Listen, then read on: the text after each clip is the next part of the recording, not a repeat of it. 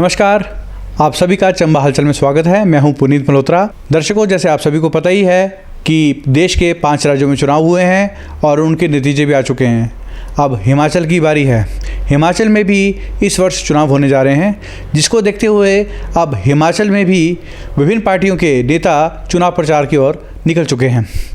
जैसे कि आप देख ही सकते हैं कि पंजाब जो है वो हिमाचल के साथ लगता है और उसमें जो है आप पार्टी की जो है वो बड़ी जीत को देखते हुए पंजाब में अब हिमाचल में भी आप पार्टी की एंट्री होना निश्चित है। इसी चुनावी चर्चा को आरंभ करने के लिए मेरे साथ इस वक्त सीएल ठाकुर जी हैं। तो ठाकुर जी, आपका चंबा हलचल में स्वागत है। नमस्कार पुनीत जी। सबसे पहले मैं आपके चैनल चंबा हलचल को बधाई देता हूं और साथ में आपका स्वागत भी करता हूं कि आपने अपने चैनल से समय निकाला और यहां पर आए और आपने मेरी बात को सुना।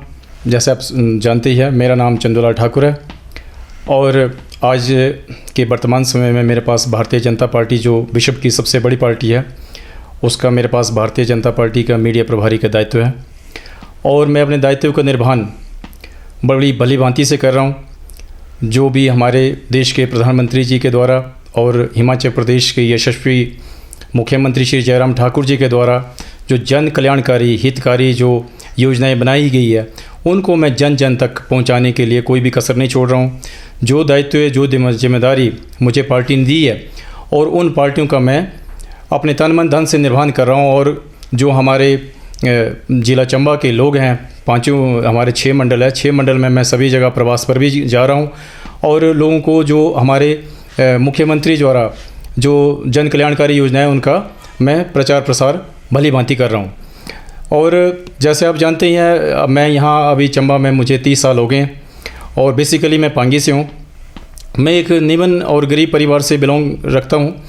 मेरे पिताजी एक मजदूर थे, मजदूरी करते थे। उन्होंने किसी तरह से भी हमें पढ़ाया लिखाया और बहुत ही अल्पायु में हमारे फादर साहब जो है दुनिया से चले गए और मुझे जो पांगी से चंबा आने का मौका मिला तो यहाँ सभी चंबा वासियों का मुझे आशीर्वाद प्यार मिला और मैंने अपनी जो पढ़ाई के दौरान भी बॉयज़ स्कूल चंबा में 2 साल जब मैं +1 2 में था तो वहाँ मैंने कैंटीन चला करके अपना जीवन यापन किया और उसके बाद आगे की पढ़ाई के लिए मैंने 3 साल तक चंबा बस स्टैंड में, आप जानते ही हैं, आपने मुझे अच्छी तरह से देखा है, वहाँ भी हम रात भर की रेहड़ी लगाते थे और उससे काम करते थे। और आगे उसके बाद 98 के बाद मैंने अपनी स्वयं की एक कोचिंग सेंटर, जिसे हिल एकेडमी का नाम दिया था, शुरू किया और उसमें भी मैंने जिला चंबा के जो छात्र छात्राएँ हैं उनके लिए कड़ी से कड़ी मेहनत की, दिन रात जो उनको गाइडेंस और पढ़ाई का जिस तरह से काम किया, मुझे अपने आप में और सभी चंबा वासियों का प्यार मिला और उससे मैं आगे बढ़ता रहा। और आज की प्रेजेंट स्थिति में मैं शिक्षा के क्षेत्र में ही हूँ और यहाँ हिल मॉडर्न स्कूल, पब्लिक स्कूल और हिल मॉडर्न ITI और अभी हाल ही में हमने एक वेटनरी फार्मासिस्ट का भी सरकार के सौजन्य से शुरू किया हुआ।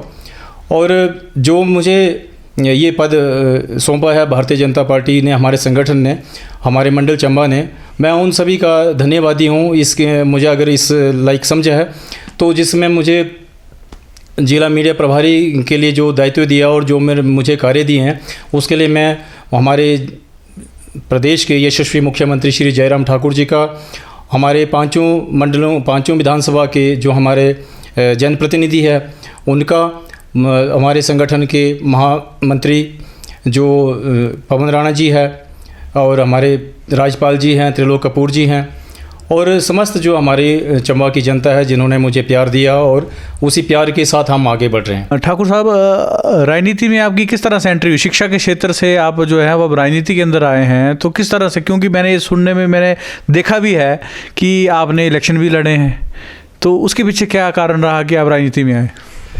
देखिए, राजनीति में मेरा को पहले से जो हमारा पैतृक है, मेरे बाप दादाजी ने कभी इलेक्शन नहीं लड़ा, कोई पंचायत के लड़ा, कोई अन्य किसी प्रकार का इलेक्शन लड़ा। लेकिन जो हमने इस शिक्षा के क्षेत्र में जो मैं बता रहा हूँ आपको, जो मैं कार्य कर रहा था चंबा में, उस दौरान हमने एक भरमौर 84 मंदिर में स्कूल खोला था। तो उस वक्त हमारे भरमौर पांगी के जो बहुत बड़े नेता है उनकी भी एंट्री थी। तो कुछ किन्हीं कारणों से तो हमने भी उनको देख करके चुनाव लड़ने का मन बनाया। लेकिन इसका मतलब ये था सबसे ज़्यादा कि पहले मैंने 2007 में जो इलेक्शन लड़ा था उसका मेन मकसद था कि जो मैंने पांगी में महसूस किया था, जो हमारी पांगी की जो जनता है, तो वहाँ मैंने महसूस किया था कि इतने बार हमारे हर बार भरमौर से नेता बनते हैं, तो लेकिन पांगी में सिर्फ उन्होंने एक सीजन में 1-2 बार आएंगे, 3 बार आएंगे, और हम जो पांगी में भारतीय जनता पार्टी या कांग्रेस के जो नेता है या जो वहाँ की जनता है उनको लड़ा रखा आपस में कि मैं कट्टर कांग्रेसी, मैं कट्टर बीजेपी, लेकिन कोई भी वहाँ पर डेवलपमेंट की नहीं थी। तो मेन जो लोग थे वहाँ से प्रस्थान, आज तक प्रस्थान हो रहा है। कम से कम हमारे पांगी से अभी तक 30,000 से ज़्यादा लोगों ने पृष्ठभूमि छोड़ दी है, जो अभी अलग अलग जिलों में आए हैं, चंबा में आए, मंडी, कुल्लू, हमीरपुर, सब जगह हमारे लोग रहते। तो मैंने सोचा कि क्यों ना मैं भी पांगी के लिए कुछ करूं। तो मेरे वहाँ के मेन मुख्य उद्देश्य थे, जब मैं फर्स्ट टाइम चंबा आया था तो मैं बाय चैनी पास आया था। अच्छा। और पैदल आए थे हम। मैंने फर्स्ट टाइम जो है अपनी ज़िंदगी में बस वहाँ त्रेला से पकड़ी थी चंबा के लिए। तो मुझे लगा कि क्यों ना जो चहनी टनल के जो काफ़ी लोगों ने, हमारे पांगी में बहुत सारे संगठन हैं सक्रिय, बहुत सारे लोग हैं जिन्होंने इस को काफ़ी टाइम से उठाया हुआ। तो पांगी टनल का मेरा मुख्य उद्देश्य था उस इलेक्शन को लड़ने के लिए। हमने जो हमारे उस वक्त के प्रेजेंट विधायक थे उनसे भी कई बार हमने बात की, सीएम साहब से भी बात की जो उस वक्त की सरकार थी, कि हमारे पांगी में टनल का होना ज़रूरी है। और दूसरी बात, पांगी में इलेक्शन लड़ने का मेरा एक ख़ास मकसद ये था कि 1952 में हमारा पांगी, जब हमारे तो जन्म काफ़ी बाद में हुआ, लेकिन हमारे जब पूर्वज बताते थे कि पांगी अलग से विधानसभा क्षेत्र था। तो उस विधानसभा के क्षेत्र को कैसे रातों रात जो इन्होंने 1967 में ख़त्म कर दिया, किस स्वार्थ से ख़त्म कर दिया गया। तो हमने पांगी की जो जन थे उनको जगाने की कोशिश की कि हमारा एक तो जिस तरह से हमारा प्लान हो रहा है, हमारे पास ना सड़कें हैं, ना कोई यातायात के साधन है, फ्लाइट भी सर्दियों में 1-2 बार 4 बार हो गई ज़्यादा, तो लोगों को आने जाने की बहुत मुश्किल थी। बाकी तो स्ट्रगल तो सभी कर रहे हैं, पांगी के लोग आपको पता है पूरे देश विदेश में पहुँचे हुए। लेकिन ये जो समस्या थी, इस समस्या के चलते मैं पांगी से इलेक्शन लड़ा था 2007 में। और उसमें चलो हमें कामयाबी नहीं मिली, लेकिन जो सर्वश्रेष्ठ उस वक्त माने जाते थे, जिन्होंने हमें इतना बोल दिया था कि तू क्या कर लेगा, तेरे में क्या हिम्मत है, लेकिन मैंने पांगी के लोगों में वो जान डाल दी थी जिसका आज परिणाम आ रहा है। और हो सकता है उसका परिणाम 2026 में हमें अलग विधानसभा क्षेत्र के रूप में प्राप्त हो। मैं स्ट्रगल लगातार कर रहे हैं, और जितने भी हमारे वहाँ के संगठन हैं वो सब यही कोशिश करें कि किसी तरह से हमारा विधानसभा क्षेत्र पांगी अलग से बने। क्योंकि जो हमें विधानसभा क्षेत्र भरमौर के साथ जोड़ा गया उस वक्त, तो पहले चुरा के साथ थे, लौल के साथ थे, तो चुरा में फिर भी हमारी भाषा कुछ मिल जाती है, लौल भी मिल जाती थी, लेकिन भरमौर में हमारे जो ना कोई भाषा परिभाषा मिलती है, ना कोई हमारी डेवलपमेंट हो रही है। तो और ऐसी बात नहीं, आज जो प्रेजेंट सरकार है, हमारे जो आज के प्रेजेंट विधायक हैं माननीय जयलाल कपूर जी, उन्होंने काफ़ी कोशिश की है वहाँ के लिए। एक साथ में मुख्यमंत्री जयराम ठाकुर जी ने 7 पुल, जहाँ पर कि कभी रोप वे भी नहीं होते थे, और इसी तरह से जैसे उन्होंने अपने MLA निधि से अभी पांगी के लिए एम्बुलेंस तक और ओश्ते के अंदर खोले हुए, उस तरह का। और अभी मिनी सचिवालय है जो बहुत बड़ी पांगी होती मांग हमारे टाइम से, वो भी उन्होंने किया है, उसके लिए लगातार प्रयत्नरत। और जो हमारा विधानसभा क्षेत्र और चैनी टनल, आज तक ये दोनों डिमांडें हमारे पांगी वालों की नहीं हुई है, और उसके लिए बहुत सारे संगठन प्रयासरत भी है, और हम भी अपनी जगह पर प्रयासरत है, और सरकार तक ये बात पहुंचा रहे हैं कि किस तरह से हमारा अगर पांगी में टनल बन जाती है तो पूरा चंबा जिला जो है उससे खुशहाल होगा। पूरे चंबा जिले के जितने भी हमारे ये मार्केटिंग कमेटी है, इन सबको लाभ होगा। पूरे वहाँ भी एक जिस तरह से हमारा आने जाने की सुविधा हो जाएगी, तो टूरिस्ट के हिसाब से या अन्य जो भी हमारा सामान आता जाता है उसके हिसाब से हमारा चंबा और डेवलप हो सकता है। और फिर इसके बाद आपने कहा कि इलेक्शन लड़ा, मैंने 2012 में चंबा से इलेक्शन लड़ा, क्योंकि चंबा में भी कुछ ऐसी समस्याएं थी जो आज भी है, लेकिन अभी जो सरकार बहुत अच्छा कर रही है। और जिस तरह से हमारा जो चंबा ज़िला एक पिछड़े हुए ज़िले में घोषित किया था, और उस नाते जो बजट चंबा के लिए केंद्र सरकार ने दिया, और हमारे 6 के 6 मंडलों में 5 विधानसभा क्षेत्रों में ज़बरदस्त उसका विकास हो रहा है। और 2012 में मेरे कुछ मुद्दे थे, वो यहाँ मैंने जब इलेक्शन लड़ा था, मैंने आज़ाद उम्मीदवार पर लड़ा, और उसमें भी कोई मेरा वो नहीं था कि मुझे पार्टी ने टिकट दी या किसी ने दी। लोगों, कुछ जो लोग जिनका मेरे साथ प्यार है, उनका वो था कि आप जो है इलेक्शन लड़ें, कम से कम हमारी बातों को रखें आगे। तो मैंने उनकी बात को आगे रखने के लिए कोशिश की थी। जैसे शहर में सबसे ज़्यादा पानी की समस्या थी, हाइडेंट वगैरह का, और दूसरी एक हमारे जो टनल का था, जो किचवाड़ी में निकलती है यहाँ से बख्तपुर से, वो उसकी बहुत डिमांड थी, ताकि हमारा कम से 2.5 से 3 घंटे का सफ़र पठानकोट तक का हो सकता था। और सबसे बड़ी उस वक्त मेरा जो मेन मोटिव था कि आज दिन तक शिक्षा के क्षेत्र में हमारे चंबा में कोई इस तरह का इंस्टीट्यूशन सरकारी नहीं रहा। और हमने एक डिमांड रखी, मैंने अपने घोषणा उसमें रखा था चुनाव पत्र में, कि चंबा में कम से कम एक यूनिवर्सिटी हो, ताकि चंबा के छात्रों को बाहर जाने की ज़रूरत ना पड़े और वो उच्च शिक्षा के लिए बाहर ना जाए। तो ऐसे 4-5 हमारे मुद्दे थे जिसके लिए मैंने इलेक्शन लड़ा था।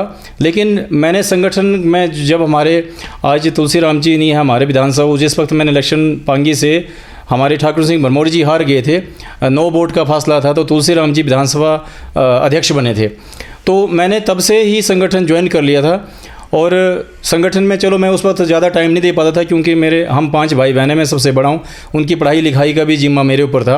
तो मैं ज़्यादा से ज़्यादा सक्रिय राजनीति में नहीं रह सका, और ना मैं टाइम दे पाता था पार्टी को, संगठन को। लेकिन अब मैं फुल टाइम दे रहा हूँ, जो मुझे हमारे बिशप की सबसे बड़ी पार्टी ने और जिला चंबा में जो हमारा मंडल चंबा है, उन्होंने मुझे इतना सा एक मुझ जैसे गरीब व्यक्ति को और ये समझते हुए कि एक दायित्व दिया हुआ, मैं उस दायित्व का भली भांति निर्वहन कर रहा हूँ और आगे भी करता रहूँगा। अभी आप ज़िला मीडिया प्रभारी हैं भाजपा के, क्या दायित्व रहता है ज़िला मीडिया प्रभारी का? दायित्व हमें संगठन देता है, और संगठन का मुख्य उद्देश्य होता है कि संगठन को मजबूत करना, देश को मजबूत करना, प्रदेश को मजबूत करना। जो संगठन के द्वारा आगे हमें कार्य दिए जाते हैं, हमें उन कार्यों को निभाना होता है। तो संगठन बहुत सारे पद देता है, लेकिन उन पदों में हमारे, आपने देखा पार्टी में कुछ लोगों को सिर्फ फ़ोटो खिंचवाने की होड़ लगी रहती है। उनको लगता है कि हम किसी तरह से स्टेज पर आ जाएं, अगर कोई मंत्री आ जाता है या कोई एमएलए साहब आ जाते हैं तो हमारी फ़ोटो फ्रंट पेज पे आनी चाहिए। तो लेकिन मेरा थोड़ा हट करके है, मुझे जो दायित्व दिया गया है मीडिया प्रभारी का, वो वैसे जिला में मीडिया प्रभारी ही प्रवक्ता भी होता है और मीडिया का भी उसके पास रहता है सारा। और उसमें होता है कि हमने जितने हमारे 6 मंडल हैं, उनमें जो सरकार द्वारा, केंद्र सरकार और हमारी प्रदेश सरकार की जो जन कल्याणकारी योजनाएं हैं, उनको जन जन तक पहुंचाना।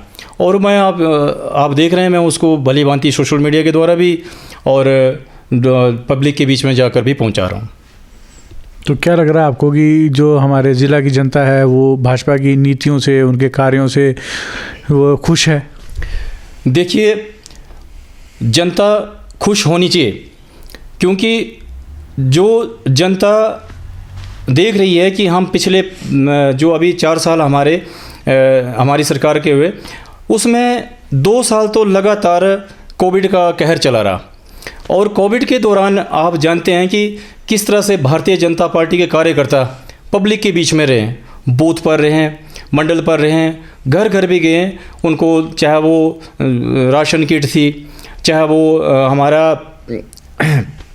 आरोग्य सेतु ऐप डाउनलोड कराने की बात थी, या फिर जो लोगों के बीच में जो समस्याएं थी, राशन की थी या अन्य समस्याएं थी, उनको लगातार भारतीय जनता पार्टी कार्यकर्ता उठाते रहे। तो जिस तरह से अभी विपक्ष को लगता है कि भाई 4 साल विपक्ष कहाँ था, आज एकदम से विपक्ष आकर बोल रहा है कि भारतीय जनता पार्टी ने क्या किया, सरकार ने क्या किया। आप भी जानते हैं, आपके चैनल के माध्यम से मैं बताना चाहता हूं उनको कि 2 साल जब कोविड का कहर चला रहा, तो तब तो वो कहीं नज़र नहीं आए। और हमारे देश के जो यशस्वी प्रधानमंत्री नरेंद्र मोदी जी हैं और प्रदेश के यशस्वी मुख्यमंत्री जयराम ठाकुर जी हैं, वो उस बीच भी लगातार काम करते रहे। और जिस तरह से मेडिकल लाइन में काम किया गया है, आप जान ही रहे हैं आज चंबा में कितनी बड़ी समस्या थी। सीटी स्कैन की इतनी बड़ी बड़ी मशीनरी, 20-20 करोड़ की मशीनें आज एस्टेब्लिश हुई, मेडिकल कॉलेज का काम लगा हुआ।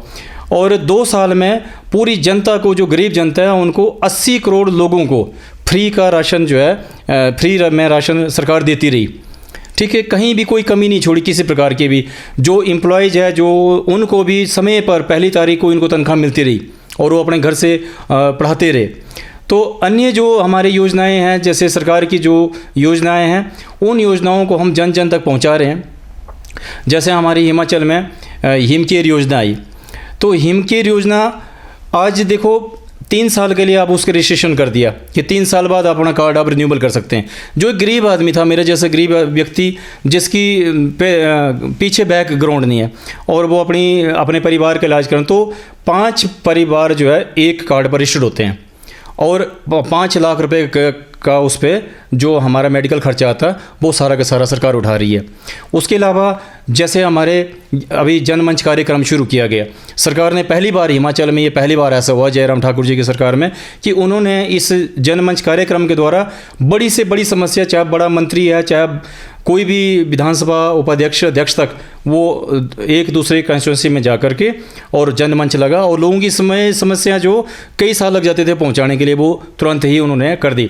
अभी सहारा योजना शुरू की गई है। सहारा योजना में जो गंभीर बीमारियों से पीड़ित कोई व्यक्ति है, उसको जो हर महीने के 3,000 रुपये पेंशन लगा दी है, मतलब 3,000 रुपये उसको दवाइयों का खर्चा मिल रहा है। उसके अलावा स्वावलंबन योजना, तो स्वावलंबन योजना में ऐसा तो था पहले हमारे इंडस्ट्रियल डिपार्टमेंट जैसे चंबा में भी है, सुल्तानपुर में, तो हार्डली कोई साल में 1 करोड़ 2 करोड़ बजट आता था।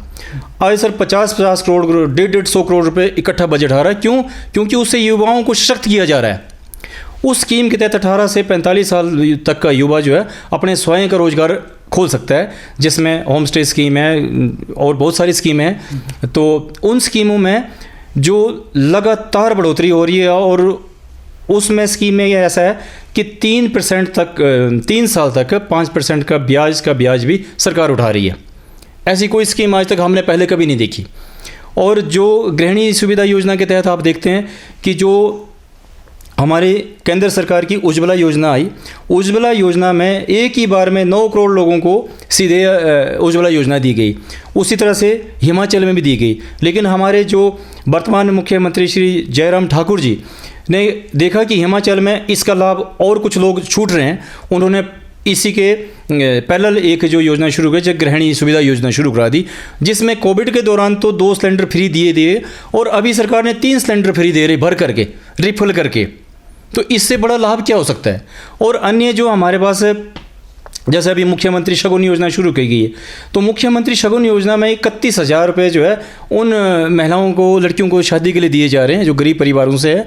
और साथ में जो है जो महिला कोई भी विधवा हो गई और दोबारा शादी ब्याह करना चाहती, उसको भी 31,000 का उसका लाभ मिल रहा है। और जो बहन बेटी हमारी कहीं बाहर अगर शादी करती है तो अन्य स्टेट में, हिमाचल से बाहर, उसको भी 31,000 रुपये का ये शगुन दिया जा रहा है। तो ऐसे से बहुत सारी योजनाएं जो मुख्यमंत्री जी ने बनाई है और जिनका लाभ जो हमारे प्रदेश की जनता को हो रहा है। और मुझे तो पूरा विश्वास है कि जनता खुश है। और जो अभी आपने देखा था बजट सत्र हुआ, तो बजट सत्र में इतना बढ़िया बजट सत्र किसी सरकार ने पेश नहीं किया जो जयराम ठाकुर जी ने पेश किया। हर एक वर्ग को जो है ऊपर उठाने का प्रयत्न किया गया। 3500 रुपये जो मिनिमम पेंशन का था वो अब 9,000 कर दिया। उसके बाद भी जो हमारे जितने भी सरकारी कर्मचारी हैं उनकी सभी मांगों को मुख्यमंत्री जी प्रायोरिटी पर मान रहे हैं और हर मांग को उनकी मांग रहे हैं। तो मुझे नहीं लगता कि भाई किसी प्रकार, और चंबा जिला की बात करूं मैं, कि आप कहते हैं कि चंबा जिला में जो है किस तरह से कार्य किए सरकार के द्वारा। मैं आपको विधानसभा क्षेत्र चुराह ले चलता हूं। देखिए चुराह में ऐसा था कि आज हमारे चुराह के जो विधायक हैं और विधानसभा के उपाध्यक्ष माननीय डॉक्टर हंसराज जी, एक 100 रुपये का चालान हो जाता था चुराह में और उसको भुगतने के लिए चुराह से जाकर चंबा आना पड़ता था लोगों को। आज आप देख लीजिए वहाँ कोर्ट खुल गई है और हर एक कंस्टिट्यूंसी में आज 3-3 प्लांट जो है ऑक्सीजन के खुल गए हैं। और जो वहाँ पर उन्होंने जो हॉस्पिटल की स्थापना की है, मतलब हॉस्पिटल में 7 डॉक्टर है। उसके बाद कम से कम 150 से ज़्यादा सड़कें आज चुराह विधानसभा क्षेत्र में बन गई है। इसी तरह से हम आपको चंबा विधानसभा में ले आते हैं। चंबा विधानसभा में हमारे जो आदरणीय विधायक पवन नैयर जी हैं, लगातार दिन रात लोगों के बीच में रहते हैं और इस वक्त तक कम से कम 70 से 75 सड़कों का निर्माण हो चुका है। अभी पार्किंग का काम शुरू कर दिया गया है, और वेंडर का जो हमारा 350 दुकानें जो बन रही है उसका भी पैसे आ गए हैं, और उसके भी दुकानों का काम शुरू हो जाएगा। तो चंबा शहर के लिए उन्होंने जितना किया है वो बहुत बड़ी बात है, और पूरे चंबा के लिए जितना बजट 68 विधानसभाओं में लाया गया वो इनके कार्यकाल में, जो हमारे भाजपा के प्रत्याशी है उनके कार्यकाल में हो, और बहुत ज़बरदस्त डेवलपमेंट हो रही है। इस तरह से भटियात में देख लो, भटियात के विधायक खुद सड़क में बुलडोजर लेकर के चले होते हैं, रात को भी काम कर रहे होते हैं। भरमौर का देख लीजिए, भरमौर के विधायक दिन रात काम कर रहे हैं। पांगी में अभी इतनी अच्छी अच्छी योजनाएं, भरमौर में इतनी अच्छी अच्छी योजनाएं शुरू कर दी कि जनता ये नहीं बोल सकती कि आपने कुछ नहीं किया। जो भी डिमांड होती है लेकर के सीधे मुख्यमंत्री जी के पास जाते, और मुख्यमंत्री जी ने चंबा विधानसभा क्षेत्र क्या पूरे चंबा जिला के लिए किसी विधानसभा क्षेत्र में कोई कमी नहीं रखी है। इसी प्रकार से हमारे डलहौजी विधानसभा क्षेत्र देखो, हालांकि वहाँ हम कुछ मतों से हार गए थे, लेकिन इस बार जो हमारे डलहौजी विधानसभा क्षेत्र भी ज़बरदस्त कार्य कर रहा है। मुख्यमंत्री जी के द्वारा चलाई गई कोई भी जन कल्याणकारी योजना का लाभ जो डलहौजी विधानसभा क्षेत्र में नहीं मिला, ऐसा कभी नहीं हुआ। उससे बढ़ करके कार्य हुए। तेलका में तहसील खोल दी, और डलहौजी में आज जो कार्य हो रहे हैं, माननीय हमारे मार्केटिंग कमेटी के अध्यक्ष है हमारे DS ठाकुर जी, लगातार पब्लिक के बीच में, और आप भी देख रहे हैं, सोशल मीडिया में भी देख रहे हैं, पूरा जन समर्थन उनको मिल रहा है। और अगली जो हमारे विधानसभा की चंबा की मतलब कि 5 विधानसभा क्षेत्रों की सीट जो भारतीय जनता पार्टी जीतेगी, और 2022 में फिर से हम हमारे यशस्वी मुख्यमंत्री जयराम ठाकुर जी की नेतृत्व में हिमाचल में फिर से सरकार दोहराएंगे। तो इसमें विपक्ष क्या काम कर रहा है बताइए? आज विपक्ष का काम होता है कि 4 साल घर में बैठे रहो, 5वें साल आओ और जनता को भड़काओ, जनता को भड़काओ। क्या किया इस सरकार ने, क्या किया इस सरकार ने? हम भारतीय जनता पार्टी के कार्यकर्ता 621 बूथ हैं हमारे जिला चंबा में, हम सब बूथ पर जाकर बता रहे हैं, और बता रहे हैं लोगों को कि किस तरह से काम किए हैं। इन्होंने क्या काम किए थे बताइए? इन्होंने ये जो योजनाएं शुरू क्यों नहीं की थी? ये जो हिम केयर का कार्ड है, 5 लाख रुपए का बीमा गरीब आदमी को हर जगह इलाज के लिए हो रहा है, इन्होंने क्यों नहीं शुरू किया? जनमंच कार्यक्रम इन्होंने क्यों नहीं शुरू किया? गृहिणी योजना इन्होंने क्यों नहीं शुरू की? सहारा योजना इन्होंने क्यों नहीं शुरू की? ये अपनी उपलब्धियां बताए ना। आज मेडिकल कॉलेज का काम चला हुआ, आप देख रहे हैं कितना युद्ध स्तर पर काम चला हुआ। अगर इन्होंने मेडिकल खोला, हमने खोला बोले तो खोल करके इन्होंने वहाँ पर, वो भी किसी कांग्रेस की एक प्रतिनिधि की बिल्डिंग साबित हुई है, जो महल था, वहाँ पर उन्होंने मेडिकल कॉलेज की घोषणा कर दी, 100 सीटें भर दी, आ गई 100 सीटें। तो क्या उनको BA करवानी थी? जो मेडिकल कॉलेज में बच्चा पढ़ रहा है उसके लिए प्रॉपर इंफ्रास्ट्रक्चर होना चाहिए था कि नहीं होना चाहिए था? मशीनें लगी होनी चाहिए थी, उनके पास हॉस्टल होना चाहिए रहने के लिए। आज जो बच्चे आए हैं वो कहाँ रह रहे हैं, जो स्टाफ आ रहा है उनके लिए सुविधा कोई नहीं है, वो अपने बच्चे वो यहाँ आना नहीं चाहता है क्योंकि उनके बच्चों के लिए कोई सुविधा नहीं है। तो बहुत सुविधाएं, पहले जब वो सारा का सारा इंफ्रास्ट्रक्चर आप जनरेट करते हैं उसके बाद आप चलाते तो अच्छी बात है ना। लेकिन भारतीय जनता पार्टी की सरकार ऐसी है जिन्होंने तुरंत जो है मेडिकल कॉलेज का काम शुरू कर दिया, और अभी बड़े परिपक्व रहते ये काम कंप्लीट हो जाएगा, और हॉस्टल भी और OPD वगैरह सारे के सारे हमारे ये सरोल में शुरू हो जाएगी। अभी जो है 5 राज्यों में चुनाव हुए, रिजल्ट भी आगे थे, उसके देखे आपने भाजपा को जो है 4 राज्यों में जीत मिली, परंतु जो हिमाचल के साथ लगता पंजाब है वहाँ पर आप पार्टी आ गई है। उस चीज़ को आप किस तरह से देखते हैं कि अब हिमाचल में भी जो एंट्री है वो आपकी होने जा रही है, चंबा में भी जो है वो आप पार्टी के कार्यकर्ताओं ने जो है पटाखे चलाए हैं, खुशियाँ मनाई हैं, तो क्या लगता है कि इन चुनावों में जो अभी विधानसभा के चुनाव आएंगे आपका क्या रोल रहेगा? देखिए, हमारा रोल आपने स्पष्ट है। हमारा भारतीय जनता पार्टी जो पूरे विश्व की सबसे बड़ी पार्टी है, और पंजाब में आपने देखा है कि पंजाब में काफ़ी समय से भारतीय जनता पार्टी सक्रिय है, और वहाँ लोगों को जो देश के यशस्वी प्रधानमंत्री श्री नरेंद्र मोदी जी ने जो स्कीमें चलाई है उनका लाभ केवल हिमाचल में नहीं मिल रहा, उनका पंजाब में भी मिल रहा है, सब जगह मिल रहा है। लेकिन वहाँ पर अभी आप पार्टी को जीत मिली है, उसके लिए नहीं, मैं इस करके ये सवाल पूछ रहा हूँ कि अब जैसे केजरीवाल जी का स्टाइल कुछ अलग सा है कि फ्री बिजली दे दो, फ्री राशन दे दो, अच्छा स्कूल दे दो, है ना जी। तो क्या भाजपा इस और जाएगी कि भी फ्री बिजली, फ्री पानी, अच्छा स्कूल हो, सरकारी स्कूलों में लोग एडमिशन्स लें? क्या इस तरह की राजनीति जो है वो हिमाचल में भी आ सकती है, और इससे भाजपा को मतलब क्या लगता है कि क्या होगा जो विधानसभा चुनावों में? देखिए सर, देखिए मल्होत्रा साहब, आपने देखा है हिमाचल प्रदेश जो आज श्री जयराम ठाकुर जी के नेतृत्व में जो सरकार चल रही है, हिमाचल आज शिक्षा के क्षेत्र में पूरे देश में नंबर 1 है। और वो सुविधाएं जो केजरीवाल जी देना चाहते हैं, वो सुविधाएं ऑलरेडी पहले ही हिमाचल में दी जा रही है।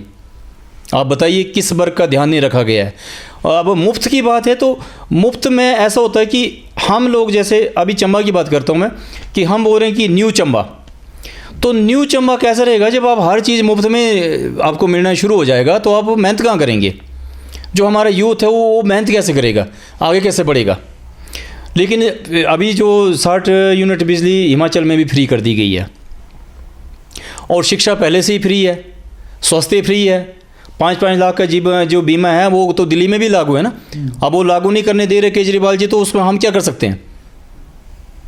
हमारे पश्चिम बंगाल की सरकार है, राजस्थान की सरकार है, और ये जो पंजाब की सरकार है, यहाँ पर दिल्ली की सरकार है। ये मुख्यमंत्री जी की जो जन कल्याणकारी योजनाएं हैं, प्रधानमंत्री की जन कल्याणकारी योजनाएं, उनको वहाँ लागू नहीं होने देते हैं। तो उसमें अब जनता का क्या दोष है? तो क्या आपको लगता है कि जो विधानसभा चुनावों में जो है जब आप आएगी तो जो रिजल्ट है उस पर इफेक्ट पड़ेगा? नहीं, कोई इफेक्ट नहीं पड़ेगा। देखो, भारतीय जनता पार्टी का जो इस वक्त हिमाचल प्रदेश में माननीय हमारे मुख्यमंत्री जयराम ठाकुर जी की सरकार है, और आपने देखा है कि हमारे किसी भी विधायक के खिलाफ आज तक कोई ऐसी आपको कमी नहीं दिखाई दी जिसने कि अपने विधानसभा क्षेत्र में कार्य नहीं किया हो। और जो देश के यशस्वी प्रधानमंत्री श्री जयराम ठाकुर जी के द्वारा जो जनहित जन कल्याणकारी योजनाएं बनाई गई है वो ग्राउंड लेवल तक नहीं पहुंची हो, या मुख्यमंत्री श्री जयराम ठाकुर जी के द्वारा जो जनहित में जो योजनाएं बनाई गई हो वो ग्राउंड लेवल तक नहीं पहुंची हो, तो आपका यहाँ पर कोई अभी उसको नहीं मिलेगा समर्थन। और लोगों को पता है कि किस तरह से हिमाचल प्रदेश में कार्य हो रहे हैं। हाँ, इसका फ़र्क जरूर है कि कांग्रेस को फ़र्क पड़ेगा, भारतीय जनता पार्टी को उसको कोई फ़र्क नहीं पड़ेगा, क्योंकि कांग्रेस अब एक परिवारवाद की पार्टी रह गई है, माँ और बेटा और बेटी की पार्टी है, तो उनको फ़र्क पड़ेगा इससे। भारतीय जनता पार्टी पूर्ण बहुमत से सरकार बनाएगी 2022 में, और माननीय हमारे यशस्वी मुख्यमंत्री जयराम ठाकुर जी के नेतृत्व में सरकार बनेगी, और चंबा से तो 5 विधानसभा क्षेत्रों से हम जो है भारतीय जनता पार्टी जीत की तरफ अग्रसर है। अभी से पूरी तैयारी है। आपने जीत की बात की, पर चंबा में ये मुद्दा भी बहुत अब उठ रहा है कि पीछे आपने देखा ही होगा कि पोस्टर लगने शुरू हो गए कि हमारा जो नेता है वो गांव का होना चाहिए, क्योंकि 80% वोट जो है वो गांव में है, शहर का नहीं होना चाहिए। उस तरह की राजनीति का क्या इफेक्ट पड़ने वाला है चुनावों में? देखो मल्होत्रा साहब, मैं आपका बहुत ही स्वागत करता हूं और आपका आदर सत्कार भी करता हूं, क्योंकि आप इस चैनल से मैं पिछले 22 साल से जुड़ा हूं, और आपने हर एक व्यक्ति की आवाज़ को सरकार तक पहुंचाई है, और हर एक इवेंट को आपने अपने चैनल के द्वारा लोगों को दिखाया हुआ। तो आप खुद जानते हैं कि आपने कभी ये फ़र्क किया कि गांव का व्यक्ति आपके पास इंटरव्यू देगा और आप उसका नहीं दिखाएंगे, केवल आप शहर वाले का ही दिखाएंगे? ऐसा कभी आपने किया? ऐसा किस लिए नहीं किया आपने? क्योंकि आपकी सोच बड़ी है, आपकी सोच डेवलप है। देखो, ये पार्टी संगठन का मामला होता है, टिकट देना। अब हमारे बीके चौहान जी गाँव से थे, लेकिन वो गांव में कितने साल रहे थे? वो तो पूरी ज़िंदगी बाहर रहे, बाहर ही उन्होंने सेवा की। उसके बाद जब चंबा में आए तो शहर वालों ने भी उनको एक्सेप्ट किया, गांव वालों ने भी उनको एक्सेप्ट किया, और उन्होंने गांव और शहर में तो कोई ऐसा फ़र्क नहीं समझा। आज हमारे वर्तमान विधायक माननीय पवन नैयर जी है, उन्होंने कहाँ गाँव और शहर में फ़र्क समझा, बताइए आप? वो गांव में एक एक घर में, जहाँ पर हालांकि उनको डॉक्टरों ने मना किया हुआ, क्योंकि आपने पीछे देखा था उनकी सर्जरी हुई है, और हार्ट की सर्जरी के बाद जो है गांव में चढ़ने के लिए मना किया होता है। उसके बावजूद भी हमारे जो पार्टी के विधायक गांव-गांव में, घर घर में पहाड़ी पर चढ़ के जा रहे हैं, लोगों की समस्या सुन रहे हैं। तो उन्होंने कहाँ फ़र्क किया कि ये शहर वाले हैं इनको हम कर लेते हैं और गांव वाले उनको छोड़ देते हैं? ये चंद लोगों की अपनी सोच होती है मल्होत्रा साहब। इस सोच को बिल्कुल ही, मैं इस सोच के पक्ष में नहीं हूँ कि ये गांव का होगा। वो देखो, एक पार्टी देखती है टैलेंट किसके अंदर है। जब हमारे कांग्रेस में पवन नैयर जी को अपने ही पार्टी के लोगों ने 2 बार हराया लगातार, अपनी पार्टी के लोगों ने हराया तो वो गांव बाड़े भी थे ना, वो शहर बाड़े भी थे। वो कहाँ थे? गांव बाड़े ही थे सिर्फ, हराने बाड़े। और उनके लीडर भी थे जिन्होंने उनको हराया। आज भारतीय जनता पार्टी के कार्यकर्ता जैसे ही उनको टिकट मिली, भारतीय जनता पार्टी का जो प्रत्याशी है वो है कमल का फूल। जिसको भी कमल का फूल मिलेगा भारतीय जनता पार्टी उसके साथ चलेगी। पवन नैयर जी को कमल का फूल मिला, भारतीय जनता पार्टी का कार्यकर्ता, एक एक कार्यकर्ता जो उनके साथ गया, और उन्होंने भी जहाँ तक मुझे लगता है कि किसी में भी कहीं कमी नहीं छोड़ी है, और पूरे समग्र, जिसको बोलते हैं समग्र विकास पूरे चंबा जिला का उन्होंने करवाया हो। बल्कि शहर में तो इतनी कोई काम रहे नहीं है कि म्यूनसिपलिटी एरिया है और लोगों को इतनी ज़रूरतें भी नहीं रहती है, कोई बिजली पानी का रह गया समस्या। बाकी गांव में अब हर एक गांव में उन्होंने आज सड़क का कार्य पहुंचाया हुआ। हर एक आदमी को ये जो मुख्यमंत्री प्रधानमंत्री की जो स्कीम है उनका लाभ दिया हुआ। जो गरीब आदमी है, जो अक्षम है, उनको उन्होंने लाभ दिया है। नौकरियां सारी अभी गांव में बांटी हुई है। तो गांव और शहर करने का मुझे नहीं लगता कि ये कोई एक साजिश हो सकती है। ज़रूरी नहीं है कि कोई किसी पार्टी का, ये किसी भी पार्टी का हो सकता है। पार्टी कितनी सारी आ गई है, किसी भी पार्टी का किसी के दिमाग में ऐसा होगा जो कि सामने तो जनता को फेस नहीं कर पा रहा है, लेकिन पीठ के पीछे अपने आप को ही कर रहा है कि देखो मैं भी प्रत्याशी हूँ। लेकिन जो आप बता रहे हैं कि ये जो गांव और शहर बात चल रहा है, ये गलत बात है। क्यों? गांव के ही लोग शहर में आते हैं, उनकी रोजी रोटी भी यहीं चलती है। अब मेरे को ये बताइए आप, मेडिकल कॉलेज कहाँ बन रहा है? गांव में ही बन रहा है, वो कहाँ शहर में बना? तो यहाँ भी तो सारे शहर वाले भी आएंगे, गांव वाले भी आएंगे। बताइए आप, डिग्री कॉलेज चंबा बना हुआ, वो कहाँ बना हुआ? वो भी गाँव ही है। तो सारे गाँव के लोग वहाँ आ रहे हैं, वहाँ इकट्ठी शिक्षा प्राप्त कर रहे हैं। ये तो एक मतभेद पैदा करने वाली बात है, जिसकी गांव वालों को लड़ा दो, शहर वालों को लड़ा दो, और गांव वाले बोलेगा, शहर वाले बोलेगा मैं शहर का गांव। अब 90% तो गांव वाले ही शहर में रोज़गार कमा रहे हैं, उनकी अपनी दुकानें हैं, उनके अपने वेंडर लगे हुए हैं। तो इसमें जो है शहर और गाँव कहाँ से आ गया? और वैसे भी आपको पता है, मानचित्र में देखिए, आज हम तो चंबा तो गाँव में ही आते हैं, पूरा शहर हमारा तो शहर का कहीं नाम ही नहीं है। हम तो आज भी पिछड़े हुए हैं, और उनकी समस्याएं आप जानते हैं कि कैसे पिछड़े हुए हैं। तो सबको मिल करके, जो ऐसे पोस्टर भी कोई लगा रहा है, उनको मिल करके गांव शहर को इकट्ठा लेकर के आगे बढ़ना चाहिए कि हमारा डिफरेंट क्या हो सकता है, मतलब चंबा के लिए डिफरेंट क्या हो सकता है, जो हमारे आज से पहले सारे नेताओं ने किया। हमें किसी पार्टी का मैं विरोध नहीं करता हूँ, जो पार्टी के जिससे विपक्ष की पार्टी थी उन्होंने भी कोई अच्छे काम किए हैं। जैसे हर्ष महाजन जी की बात करते हैं, या उनसे पहले सागर चंद नैयर जी थे, है ना, अन्य कोई और थे हमारे भाजपा के थे। तो सब ने काम किया, लेकिन जो अच्छा काम कोई करता है उसकी प्रेज भी होनी चाहिए। अगर आज बीके चौहान जी ने अच्छा काम किया तो उसकी प्रेज होनी चाहिए। हर्ष महाजन जी ने अच्छा काम किया तो उनकी प्रेज होनी चाहिए। अगर पवन नैयर जी ने अच्छे काम किया तो उनकी भी प्रेज होनी चाहिए। उनको इस तरह से नहीं करना चाहिए। ठीक है, संगठन की बात आती है, यदि हमारे विधायक पवन नैयर जी को ये कहा जाता है कि संगठन से नहीं थे, तो पार्टी को, जो संगठन को लगा कि ये उचित व्यक्ति है, इसे टिकट दी जाए, तो तभी टिकट मिली ना। उसके बाद ही जनता ने, हमने स्वीकार किया कि ठीक है, जब भारतीय जनता पार्टी के शीर्ष नेतृत्व ने कमल का फूल दे दिया हमारे पवन नैयर जी को, तो तभी वो लोगों के बीच में आए। आज जो लोग उनके बारे में तरह तरह की बातें, भ्रमित बातें कर रहे हैं कि जी अब वो कांग्रेस में जाएंगे, बीजेपी में जाएंगे, ऐसा क्यों जाएंगे?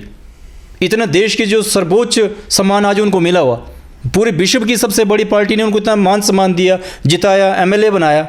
आज वो बोलेंगे मैं किसी दूसरी पार्टी में ऐसी बात करेंगे कोई आदमी उनके बारे में, तो वो उनको भी तो खुद पता है ना कि जिस पार्टी ने मुझे लगातार 20 साल हराया, मैं उसी पार्टी का क्यों करूं। लेकिन एक बात है मल्होत्रा साहब, मैं आपके चैनल से ये स्पष्ट करना चाहता हूं कि जिस वक्त कोई भी विधायक या मंत्री जीतता है, तो हमारे चंबा में उस वक्त जब पवन नैयर जी इलेक्शन लड़े थे, 75,000 वोटर थे। जीत हार कितने में होती है वो आपको पता है। लेकिन उसके बाद जब हमारे संगठन और सरकार में ये बनाया गया कि हम लोग संगठन में हैं, वो सरकार में है, तो सरकार को अपना काम करने देना चाहिए, संगठन को इसमें बाधा नहीं बढ़नी चाहिए। और उन्होंने संगठन को भी साथ में अच्छा काम करें, संगठन के लोगों के साथ तालमेल करके, और जिस तरह से आज चंबा विधानसभा क्षेत्र को उन्होंने आगे लेके चले हुए, मैं उसके लिए उनको बधाई देता हूँ। और सभी को बधाई देनी चाहिए अगर अच्छे काम है। जो गलत काम है वहाँ टोकना भी चाहिए कि हाँ आपने ये काम अच्छे नहीं किए। तो भारतीय जनता पार्टी का, हमारा शीर्ष नेतृत्व का सर ये फैसला होता है कि जिसको कमल का फूल मिलेगा वो हमारा प्रत्याशी है। कमल का फूल उनको मिला था, उनके अपनी ही पार्टी ने उनको पहले जब कांग्रेस वालों ने जब खुद हराया, खुद हराने के बाद आज कह रहे हैं कि भाई देखो जी वो तो अब कांग्रेस में वापस आ सकते। उनको क्या जरूरत पड़ी है कांग्रेस में वापस आने की? जिस पार्टी ने इतना मान सम्मान उनको दिया, शहर में दिया, पूरे जिला में दिया, उनको कांग्रेस पार्टी में जाने की जरूरत क्या है? तो जिस पार्टी में रहकर वो इतना अच्छा काम करें, उनकी प्रेज होनी चाहिए। आगे पार्टी संगठन में हाई कमान का नेतृत्व है, वो क्या फैसला देते हैं वो जाने। तो क्या आपको क्या लगता है जो हमारे चंबा के विधायक हैं, मंडल के साथ उनका तालमेल ठीक है? मंडल ठीक चल रहा है उनके साथ? क्योंकि कई जगह ऐसा सुनने में आ रहा है कि मंडल की नहीं बन रही है विधायक के साथ। देखो ऐसा है कि हम आज भारतीय जनता पार्टी में जो भी हमें सर मल्होत्रा साहब जो मान सम्मान मिला है, इसी चंबा मंडल के द्वारा ही मिला है। मैं तो इतने दूर 600 किलोमीटर दूर मेरा घर है पांगी, और वहाँ से आने के बाद जब हम इस बिशप के सबसे बड़े संगठन के साथ जुड़े हुए हैं, और इस संगठन के साथ फिर चंबा मंडल में जो हमें मंडल ने जो मान सम्मान दिया सर, चाहे वो हमें पद की लालसा नहीं है, हमें जो मर्जी, हम पहले कई साल तक सक्रिय सदस्य के रूप में काम करते रहे, सब काम किया हमने भारतीय जनता पार्टी में रह करके। आज अगर हमारे को ये दायित्व दिया तो मुझे इस दायित्व के नाते बोलने का कोई हक नहीं पहुंचता कि ऐसी कोई बात है। ये मंडल का अपना अंदरूनी मामला है, इसको किसी को अगर प्रॉब्लम रहती है, हमारे सर चंबा में 621 बूथ है, तो 621 बूथ में मल्होत्रा साहब अगर किसी को संगठन में प्रॉब्लम है, या उन्हीं बूथ अध्यक्षों में से या बूथ पालक और बीएलए में से किसी को समस्या है, तो वो डायरेक्ट जो है किसी बिचौलियों के साथ ना चलते हुए डायरेक्ट नेता से बात करें। या मंडल अध्यक्ष है हमारा, तो मंडल अध्यक्ष आप देख रहे हो, आप बोलते कि अभी आपने मेरे से पूछा कि गांव और शहर की बात कर रहे हैं, तो मंडल अध्यक्ष कहाँ का है? वो भी तो गांव का है,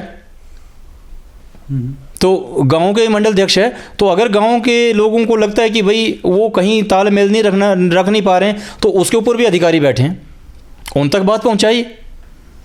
तो इस तरह से जो आप बोल रहे हैं कि मंडल में कुछ नहीं सही नहीं चल रहा है, मंडल में सब कुछ मेरे दृष्टि से तो सब कुछ सही चल रहा है। बाकी जो अगर लगता है किसी को कि मेरे को, वो एक्चुअली क्या होता है कि आज सबसे बड़ा परिवार है विश्व में, भारतीय जनता पार्टी सर सबसे बड़ा परिवार है। और इस परिवार में देखो, जब परिवार बढ़ता है तो बर्तन के साथ बर्तन लगते हैं, भाइयों के भैयाड़ बनते हैं, तो लोगों की मंशाएं बढ़ जाती है और आपसी टांगे काटना शुरू हो जाते हैं कि फलाने की टिकट काट दो, फलाने को ये पद क्यों दिया, फलाने को ये पद क्यों दिया। आपने कहीं भी हमारे बारे में पूछना कि सर हमने मल्होत्रा साहब कभी भी अपने उससे औकात से बढ़ के नहीं मांगा, कि हमें हमारा जो संगठन है उसकी दृष्टि हमारे ऊपर लगातार है, कौन क्या कार्य कर रहा है हमें पता नहीं खुद भी, हम चाहे छोटे से कार्य करता है लेकिन पूरे संगठन की दृष्टि हमारे ऊपर है। हमारा विधायक क्या कर रहा है, हमारा मंडल अध्यक्ष क्या कर रहा है, हमारा जिला अध्यक्ष क्या कर रहा है, हमारे मोर्चे हैं वो मोर्चों के अध्यक्ष क्या कर रहे हैं, उनकी कार्यकारिणी क्या कर रहे हैं। इस पार्टी में किसी को बेवकूफ़ नहीं बना सकते। इस पार्टी ने सबके ऊपर विजिलेंस रखी है कि कौन कहाँ क्या कर रहा है। तो मंडल में जो गलत करेगा, जो जिसको लगेगा कि भाई मुझे अब इस पद पे नहीं रहना है या मेरे को आवश्यकता से ज़्यादा नहीं मिला है, तो उनको आगे जो हमारे संगठन के लोग बैठे हैं उन तक अपनी बात पहुंचानी चाहिए। मुझे लगता है कि संगठन में ऐसी कोई प्रॉब्लम नहीं है। जैसे इलेक्शन का टाइम आता है, उम्मीदवार जो वायदे करते हैं जनता के साथ कि हम ये विकास कार्य करेंगे, ऐसा करेंगे। चंबा के 500 विधानसभा क्षेत्र में जो वायदे हुए हैं, चलो एक को छोड़ के मतलब 4 विधानसभा क्षेत्रों की बात की जाए, तो भाजपा के जो विधायक हैं उन्होंने जो जनता के साथ वायदे किए हैं, क्या वो पूरे हुए हैं? देखिए, भारतीय जनता पार्टी का मीडिया प्रभारी होने के नाते मैंने हर एक मंडल में विजिट किया और सभी विधानसभा क्षेत्रों में जो धरातल पर योजनाएँ बनी हैं, जो वहाँ के विधायक ने या मंडल ने और जो योजनाएं बनाई है, ऐसे पहली बार हुआ हिमाचल में कि ऐसे हिमाचल प्रदेश के यशस्वी मुख्यमंत्री जिन्होंने स्वयं अपने आप को दिन रात इन कार्यों में झोंक रखा है, और ऐसा कोई मंत्री या विधायक हमारा चंबा में या हिमाचल में नहीं है जिनके कार्य क्षेत्र में विधानसभा में कार्य नहीं हुए। मैं आपको अभी बता चुका हूं कि हमारे 5 विधानसभा क्षेत्रों में ज़बरदस्त कार्य हुए, जो जनता से प्रॉमिस किए गए थे। आपको याद होगा कि अभी देखो बजट 70 के दौरान भी लगातार जो मुख्यमंत्री जी ने घोषणाएं, अब पहले क्या होता था, जैसे बोल दिया कि ये इसका शिलान्यास कर दिया, शिलान्यास कर देते थे, स्कूल खोल देते थे, वहाँ स्टाफ नहीं होना है, शिलान्यास कर देना, उसके पास पैसा नहीं होना। तो आज आपको पहला एग्जाम्पल तो चंबा विधानसभा के देखना चाहिए कि जब हमारे विधायक किसी का शिलान्यास करते हैं या कोई बात रखते हैं तो सबसे पहले उसको बजट का प्रावधान करते हैं। इसी तरह से चुरा है, डलहौजी है, भटियात है, हमारा भरमौर पांगी है, यहाँ सब जगह जो भी निर्मा आज हमारे ये जन कल्याणकारी योजनाओं के कार्य किए जा रहे हैं, पब्लिक के कार्य किए जा रहे हैं, उन कार्यों को सबसे पहले धरातल पर उतारा जाता है। ये नहीं कि घोषणाएं कर दी है अब वहाँ पर काम ही नहीं हो रहा, उसके लिए पहले बजट का प्रावधान करना पड़ता है, इंफ्रास्ट्रक्चर चाहिए होता है। जब इंफ्रास्ट्रक्चर हमारे पास है, बजट है, तभी काम लगते हैं ना जी। अब इतने जो लगातार काम रहे हैं वो कहाँ से काम हो रहे हैं भी, बजट आया, उसकी योजना बनी, योजना के बाद ही सर काम हुए ना। तो पांचों विधानसभा में ज़बरदस्त काम हो रहे हैं। और जो अभी जो विपक्ष कह रहा है कि क्या काम किया, क्या काम किया, तो काम दिखाओ, हम गिना रहे हैं ना काम, हम आपको गिना रहे हैं काम। आप हमारे काम देखिए कि हमारे पांचों विधानसभा क्षेत्रों में कैसे काम हो रहे हैं। पर आप तो बोल रहे काम हो रहे हैं, पर कांग्रेस जो है, चाहे वो चंबा ज़िला के जो अध्यक्ष हैं नीरज नैयर जी, वो तो बोल रहे हैं कि सब ये ठगा जा रहा है, कोई काम नहीं हो रहा है सिर्फ लोगों को, क्योंकि काम जो बताए जा रहे हैं वो ना पार्किंग का काम है प्रॉपर, ना कोई चीज़ है शहर में। तो किस तरह से उस चीज़ को आप देखते हैं? देखिए, अब विपक्ष क्या कहता है, वो आपको पता है कि 4 साल तो विपक्ष सोया रहता है, कोई उनके पास मुद्दा नहीं है, कोई उनके पास जवाब नहीं होता है, कोई तोड़ नहीं होता है। जैसे ही अब 5वां साल आता है, उनको पता है कि अब कांग्रेस, अब जो है हमारा शुरू हो गया सीजनल है ये। और सीजनल आप देख रहे हैं कि अब ये मतलब कि हिमाचल में भी ऐसा होगा, 1-2 सीटें लेकर के बड़ी मुश्किल से आगे बढ़ेंगे, क्योंकि सब जगह सफाया है। कहीं भी कांग्रेस मुक्त भारत का सपना हमारे देश के यशस्वी प्रधानमंत्री जी ने देखा था, वो साकार होता हुआ नज़र आ रहा है। हिमाचल प्रदेश में भी यही होने जा रहा है। 12 जिले में 12 दिन के मुख्यमंत्री बन गए हुए हैं। वो पहले अपने घर में तो देखें, फिर बात करें कि क्या काम किए। आजकल तो पूरा का पूरा डिजिटल ज़माना है, 2-2 GB का सबके नेट चलता है डेली। वो नेट में ज़रा सा सर्च करें कि मुख्यमंत्री जयराम ठाकुर जी की योजनाएं हिमाचल के लिए क्या किया है। वो पब्लिक को भी देखनी चाहिए, मैं पब्लिक के लिए भी बात कर रहा हूँ, जो जन है उनको भी देखना चाहिए कि मुख्यमंत्री जी ने हिमाचल प्रदेश के लिए क्या किया। ये अपनी स्कीमें भी दिखा लें, उसके कंपेयर करवा लें कि हमने ये स्कीमें बनाई थी, आज कह रहे हैं कि हमारी स्कीमें थी, उस पर हमारे चंबा के सदर के विधायक ये कर रहे हैं, वो कर रहे हैं। भाई, चंबा सदर के विधायक को आप आज पार्टी की टिकट ले रहे हैं। आपके ही अभी मैंने एक चैनल में देखा था कि एक हमारे साथ, जब मैंने भी इलेक्शन लड़ा था आज़ाद उम्मीदवार, उस वक्त एक आज़ाद उम्मीदवार हमारे साथ लड़े थे, राज सिंह जी।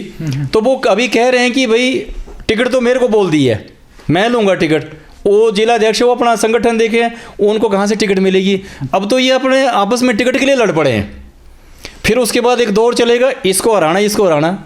आपको मैं बता चुका हूँ कि माननीय हमारे विधायक पवन नैयर जी, जिनको अपने ही पार्टी के लोगों ने लगातार 2 बार हराया, और आज वो कह रहे हैं कि ये जो अब क्या हो रहा है कि इनका जो पवन नैयर जी ने जो विकास किया हमारी सरकार में, भारतीय जनता पार्टी की सरकार में जो विकास हुआ, ये बौखला गए, उससे पूरी तरह बौखला गए हैं। क्यों? पार्किंग का कार्य शुरू नहीं हुआ है। पार्किंग का कार्य बिल्कुल शुरू हो रहा है, शुरू होने रहा है, हो चुका है, और काफ़ी समय से अब तो अंजाम तक पहुंचने वाला है। उसके बाद जितने भी उन्होंने अपने मांग पत्र में, जिस वक्त जो उनका घोषणा पत्र था, उसमें उससे भी बढ़ करके कार्य किए हुए। चंबा विधानसभा का तो इतना ज़बरदस्त विकास हुआ है।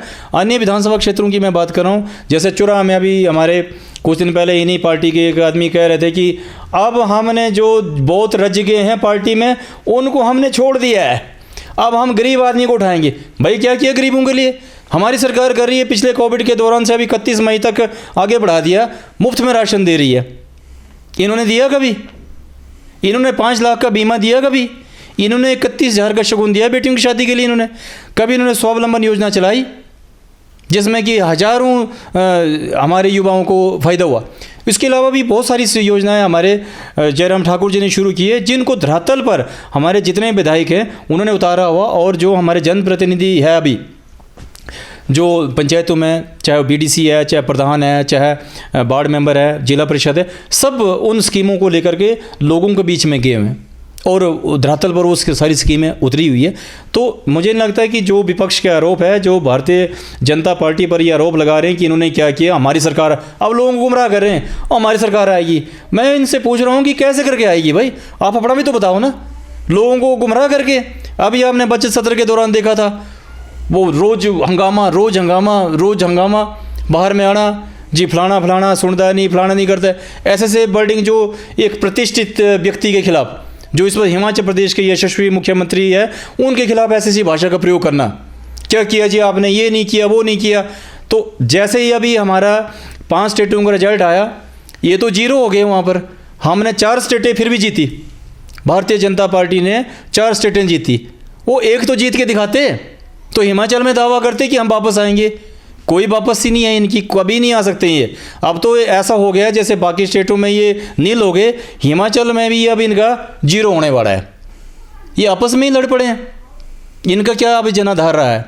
चुराह का देख लो, डलहौजी का देख लो, आप भटियात का देख लो, आप भरमौर का देख लो, कितने कार्य किए। हमारे पांगी को सबसे ज़्यादा जो विधानसभा क्षेत्र पांगी, आज वहाँ से एक तो विधानसभा का दर्जा हमारा छीना गया, कांग्रेस के राज में छीना गया, कोई कार्य नहीं हुए, कांग्रेस के राज में नहीं हुए। सबसे ज़्यादा राज किया कांग्रेस ने पांगी में, बस पिकनिक स्पॉट बना लिया, लोगों को लड़ा दिया। तो कट्टर कांग्रेसी है तो कट्टर बीजेपी। आज लोगों को हमने जन जन तक आवाज़ उठाई कि किसी तरह से भी हमारे चैनी टनल और हमारे जो विधानसभा क्षेत्र जो हमारे पंगवाल समुदाय का है उसको वापस किया जाए। जो हमारा ट्राइबल का बेनिफिट था वो सारा का सारा भरमौर में ले लिया इन्होंने, वो नहीं दिया। तो वो सारी की सारी जो पिछली सरकारें जिन्होंने सबसे ज़्यादा 70 साल राज किया प्रदेश पर और देश पर, उन लोगों ने ही हमारे को पिछड़ा रखा, आदिवासी बना के रखा। जी आदिवासी है पांगी बाड़े, तो अगर पांगी बाड़े आदिवासी बना के रखे तो उनको आज जो वर्तमान सरकार है, हमारे वर्तमान विधायक दिन रात काम कर रहे हैं। अभी तक हमारे वहाँ सभी लोगों को सोलर सिस्टम भी बांटे उन्होंने, अन्य जितने भी डेवलपमेंट मिनी सेक्रेटरी बना दिया, और जो अभी हर एक कार्य लोगों के लिए किए जा रहे हैं। अब जैसे एक माहौल जैसा बन गया है कि आम आदमी के ऊपर बहुत राजनीति हो रही है, जैसे कि आम आदमी पार्टी भी बनी है, आम आदमी को ज़्यादा तवज्जो दी जा रही है। तो आम आदमी के ऊपर सियासत तो हो रही है पर आम आदमी को कुछ नहीं मिल रहा है, तो इसके ऊपर आप क्या कहेंगे? देखिए मल्होत्रा साहब, आपके चैनल से मैं ये स्पष्ट कर देना चाहता हूँ कि सबसे पहले तो आज हम देश में 2014 से पहले 70 साल जो कांग्रेस ने राज किया, उसमें जो पार्टी ने कार्य किए हैं वो सिर्फ अपने स्वार्थ भावना से काम किए। और आज जबकि जो भी कार्य हो रहे हैं वो देश के लिए हो रहे हैं। हम आप कोई भी आम व्यक्ति वो सबसे पहले नेशन फर्स्ट करके सोचता है कि राष्ट्र होगा तो हम होंगे, राष्ट्र नहीं रहेगा तो हम कहाँ से रहेंगे। रही बात पार्टी की, जो आप कह रहे हैं कि अभी हाल ही में नई पार्टी आई हुई है पंजाब में, तो मैं आपको ये बताना चाहता हूँ ना कि अगर आम आदमी रहना था इनको, तो दिल्ली में जब विधायकों की तनख्वाह 60,000 रुपये थी तो केजरीवाल जी ने आते ही 3,20,000 रुपये कर दी विधायकों की तनख्वाह, और अपनी उससे भी ज़्यादा। तो आम आदमी के बारे में क्या सोचा फिर? केवल बिजली पानी फ्री देने से कोई किसी का भला नहीं हो जाता है। एजुकेशन पहले से ही फ्री है पूरे भारत सरकार में, हिमाचल प्रदेश सरकार में, कहीं पर भी। अच्छा, दूसरी बात, अगर आप 2014 की बात करते हैं तो 2014 के बाद लोग जो है ना राष्ट्र के लिए सोचते हैं। देश का यशस्वी प्रधानमंत्री नरेंद्र मोदी जी, एक चाय बेचने वाला आम व्यक्ति, आज पूरे देश का प्रधानमंत्री होने के बाद पूरे वर्ल्ड का लीडर है, पूरे विश्व में डंका बजता है। आज विश्व में किसी देश की हिम्मत नहीं है, हिमाकत नहीं है जो भारत की तरफ नज़र उठा के देखे। आपने देखा था उरी में, और जो सर्जिकल स्ट्राइक हुआ, सर्जिकल स्ट्राइक में किस तरह मुंह तोड़ जवाब दिया। आज देश का सैनिक, पहले की सरकारों में आपने देखा था कि जो हमारे दुश्मन कंट्रियां हमारे आर्मी का सिर काट के ले जाते थे, आज ऐसा हो सकता है? आज अगर वो एक को मारेंगे तो यहाँ 1000 मारने की क्षमता रखने वाले हमारे पास ऐसा देश में प्रधानमंत्री है। और एक चाय बेचने वाले प्रधानमंत्री ने आज पूरे विश्व को सिखा दिया कोविड के दौरान आपने देखा था, और कांग्रेस काल में जब कभी मलेरिया जैसे छोटी मोटी बीमारियां भी हुई, उनको वो दवाई तैयार करने के लिए भी 10-10 साल लग गए। यहाँ 6 महीने के अंदर जो इसकी कोविड की दवाई तैयार करने के बाद विश्व में निर्यात करने वाली पहला देश बन गया भारत। अपने देश में ये पूरा का पूरा जो कोविड को कंट्रोल करने के बाद विश्व भी आज उसको विश्व गुरु मानता है। आज विश्व के ऐसे बड़ी बड़ी कंट्रीज़ वो भारत में आकर इंडस्ट्री लगाना चाहती है। ये कैसे संभव हुआ? एक आम आदमी के वजह से संभव हुआ, क्योंकि देश का प्रधानमंत्री एक आम व्यक्ति है।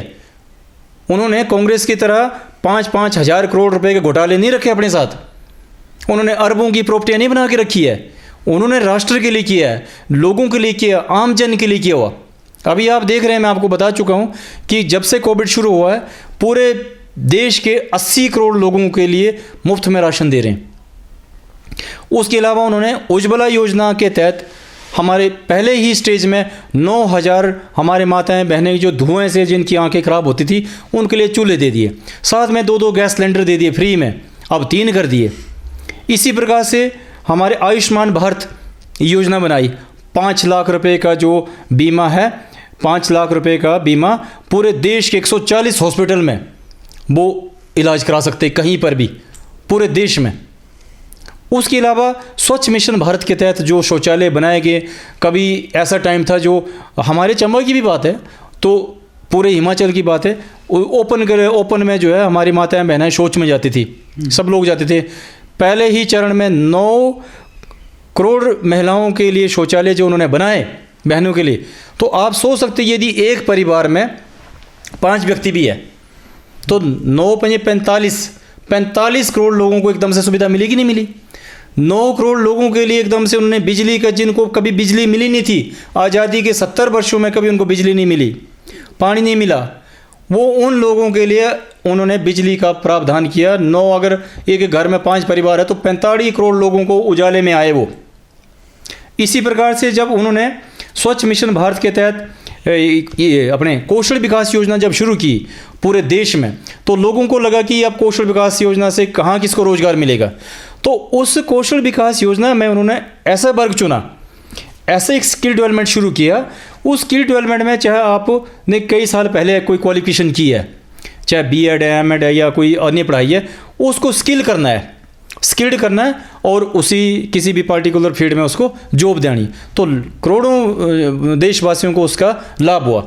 और उसी योजना के तहत उन्होंने जैसे ST SC OBC और माइनॉरिटी, पहली बार देश में ऐसा प्रधानमंत्री जिन्होंने, जो कांग्रेस की सरकारें रही पीछे 70 सालों में, उन्होंने सिर्फ मदरसे चलाए और वहाँ पर सिर्फ उर्दू पढ़ाया गया। अब उर्दू से उनको नौकरी तो लगी नहीं, देश का संविधान पढ़ा नहीं। देश के संविधान में तो समानता का अधिकार है, समानता का अधिकार में उनको समानता मिली नहीं, उर्दू पर उनको नौकरी लगी नहीं। वो सिर्फ वोट बैंक बना के रखे जो माइनॉरिटी की परिभाषा में रखे। तो माइनॉरिटी का परिभाषा में उनको सिर्फ वोट बैंक बना के रखा। पहली बार 5 करोड़ मुस्लिम छात्रों के लिए प्रधानमंत्री जी ने आते ही ये योजना शुरू कर दी कि उन्हें छात्रवृत्ति के तहत जो चाहे डॉक्टर बनता है, इंजीनियर बनता है, कोई बनता है, उन सब के लिए जो है छात्रवृत्ति योजना शुरू की। तो क्या उन्होंने किसी वर्ग के लिए अलग से किया? 3 तलाक का जो बिल लाए वो, उसमें कितने मुश्किल था। जो मुस्लिम बहनें थी, वो माताएं थी, उनको कितनी दिक्कत का सामना करना पड़ता था। एक बार में बोल दिया तलाक तलाक तलाक, वो जीवन भर के लिए उसके सारे के सारे राइट्स ख़त्म हो गए। वो अपना जीवन यापन करने के लिए भी दरबदर ज़िंदगी जीनी पड़ती थी। तो 3 तलाक बिल लाते ही इस समस्या का हल हो गया।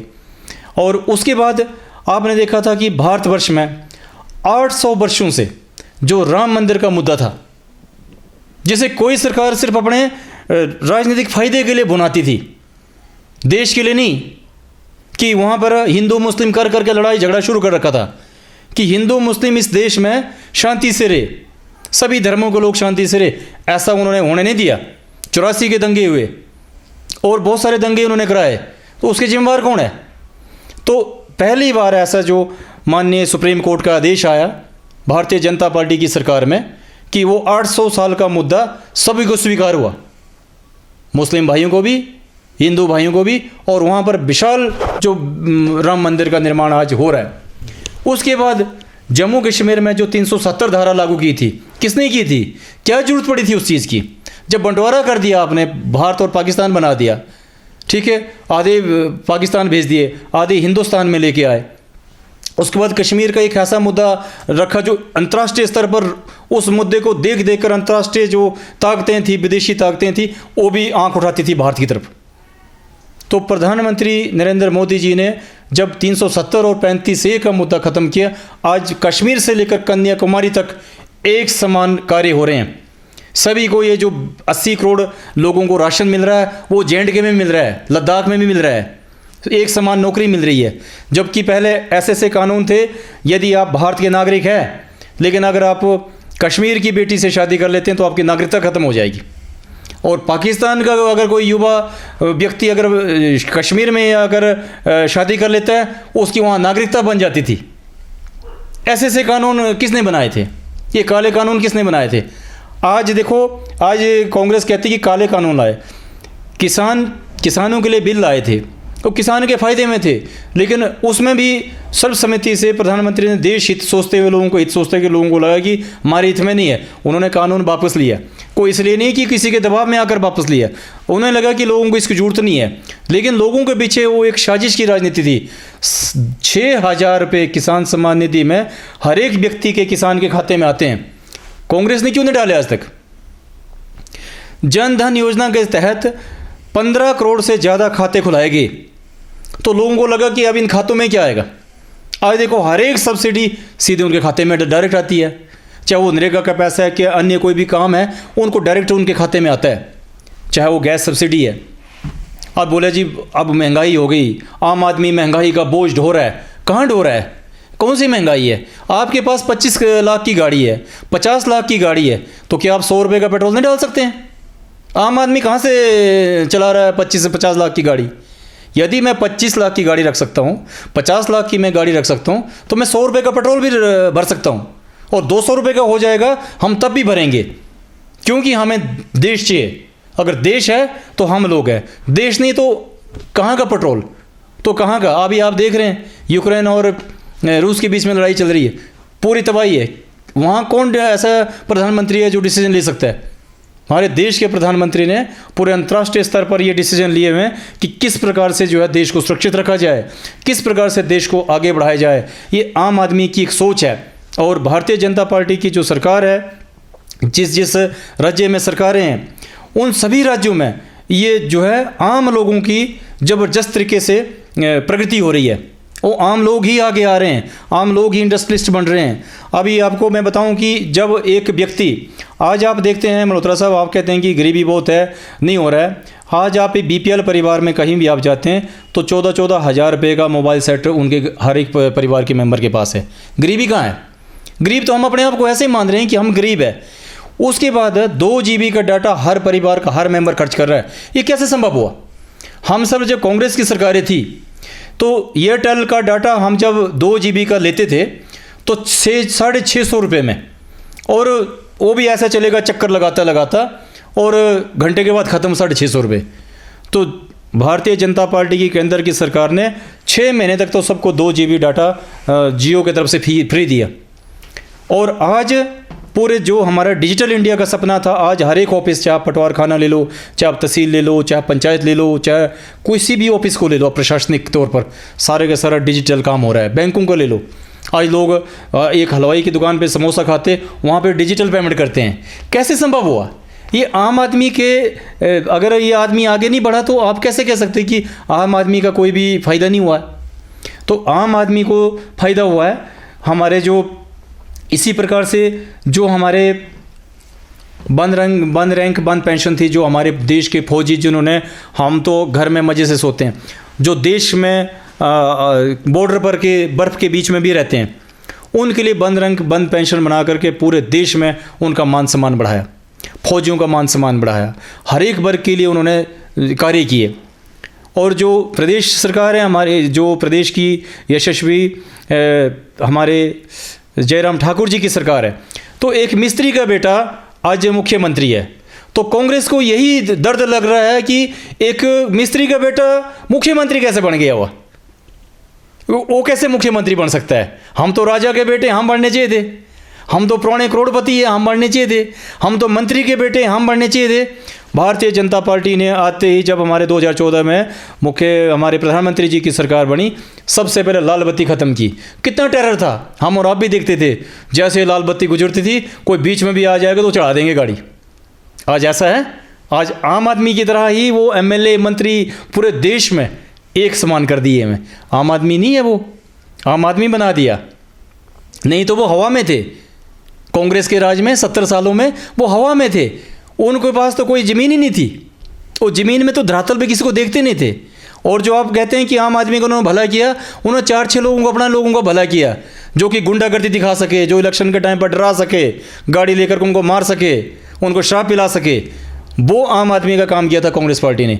आज जो आम आदमी का काम हो रहा है, वो हर एक आम आदमी आज पढ़ा लिखा है, जाग चुका है कि केंद्र की क्या सरकार दे रही है और हिमाचल प्रदेश की क्या सरकार दे रही है हमें। और वो जो लोगों तक कैसे कैसे पहुंच रहा है, वो जो है लोग जान रहे हैं। लोग अब मिथ्या बातों में आने वाले नहीं है कि वो इसी प्रकार से लोगों को गुमराह करते रहेंगे और लोग उनकी बातों में आते रहेंगे।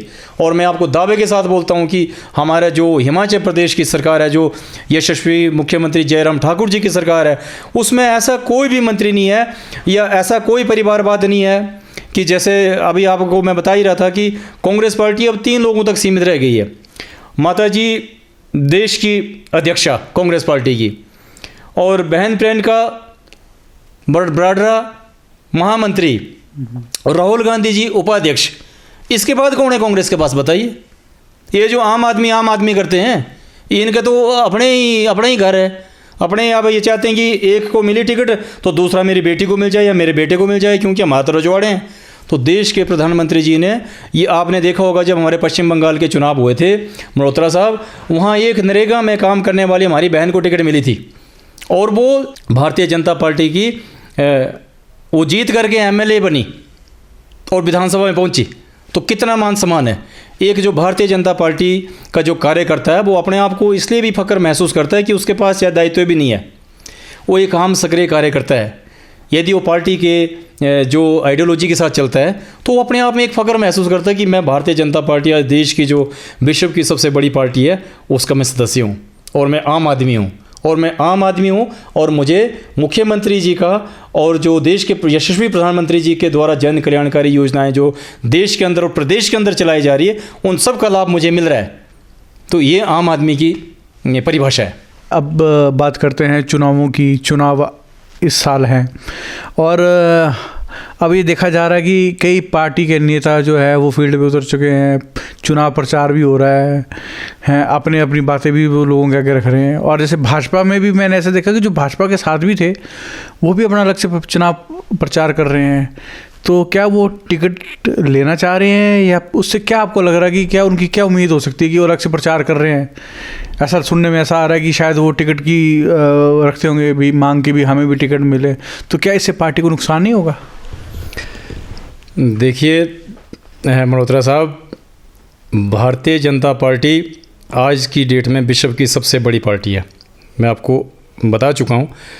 लेकिन पार्टी के अंदर जो भी टिकट की बात होगी, वो हमारा पार्लियामेंट्री बोर्ड है भारतीय जनता पार्टी की। ये दूसरी पार्टियों की तरह नहीं है कि ये पैसे वाला है इसको टिकट दे दो, ये कुछ और है इसको टिकट दे दो। तो हमारा जो संगठन है और सरकार है, वो मिलकर के प्रत्याशी घोषित करते हैं, और भारतीय जनता पार्टी जिसको प्रत्याशी घोषित करेगी, तो भारतीय जनता पार्टी का हर एक कार्यकर्ता उसके साथ चलता है, क्योंकि भारतीय जनता पार्टी का प्रत्याशी है कमल का फूल। जिसके पास कमल का फूल आ जाता है, वही भारतीय जनता पार्टी का प्रत्याशी होता है। तो बाकी जैसे आपने कहा कि अन्य किसी तरह के भी मतभेद किसी को है, तो हमें एक ही चीज़ सिखाई गई है पार्टी में, जितना सर मेरे पास दायित्व है, और इस दायित्व के दौरान जो मैं सीख पाया हूँ अभी तक, मुझे तो यही खुशी है कि मैं इस भारतीय जनता पार्टी के एक छोटा सा कार्यकर्ता हूँ। और कार्यकर्ता के नाते मैं अपने सभी जो भी पार्टी में अगर इस तरह का कोई कर रहा है, तो उनको चाहिए कि पहले संगठन के साथ तालमेल बनाए रखें, और संगठन के तालमेल के साथ मंडल का तालमेल, और पार्टी के अन्य जो वरिष्ठ लोग हैं हमारे, उनके साथ वो तालमेल बना करके रखें। तो वही एक सबसे बड़ी बात रहती है। रही नुकसान की बात, तो भारतीय जनता पार्टी का जो कार्यकर्ता है वो एकजुट है, वो कभी अलग नहीं जाता है, पार्टी के बाहर कभी नहीं जाएगा।